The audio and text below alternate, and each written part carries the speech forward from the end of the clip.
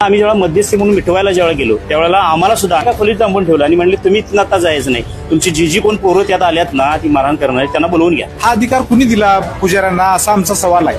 तिथल्या पुजाऱ्यांनी अक्षरशः ज्या ज्योतिबाच्या पायावर जे नारळ अर्पण केले जातात त्या नारळाने देखील भाविकांना मारण्याचा प्रयत्न केला. जनावराला सुद्धा मारत नाहीत, एवढं म्हणजे मारत की आजार आहेत, काही जणांना टाके बसल्यात, काही बेशुद्ध आहेत आणि हे कृत्य बरोबर नाही. जे काही घडलं त्या सगळ्याचे पुरावे आमच्याकडे आहेत की मद्यधुंद अवस्थेत आमच्या गावातली काही तरुण तिथं धिंगाणा घालत होते, तिथल्या पुजाऱ्यांना छेडछाड काढत होते, तिथल्या महिलांची छेडछाड काढत होते. असला कुठलाही प्रकार आमच्याकडनं घडलेला नाही आणि घडणार नाही याची खात्री मला आहे. आणि खरोखर कोण दोषी आहेत मग आम्ही जर असेल तर आमच्यावर सुद्धा कारवाई व्हावी, परंतु पुजारी जर दोषी असतील तर त्या पुजाऱ्यांच्या ताब्यातून ते ज्योतिबा मंदिर पहिल्यांदा काढून घ्या. आमच्या गावातले हॉटेल्स, दारू दुकान सुद्धा आमच्या ह्या 3 दिवसाच्या काळात आम्ही चालू ठेवत नाही.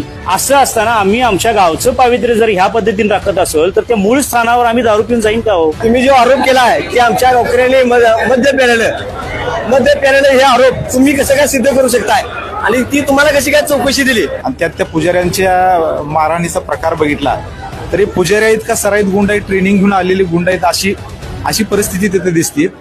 जनतेचा अधिकारनामा, जाणीव हक्काची. या न्यूज चॅनलमध्ये जनतेच्या हक्काचा आवाज. सत्ता व्यवस्थेचे प्रश्न थेट तुमच्यापर्यंत.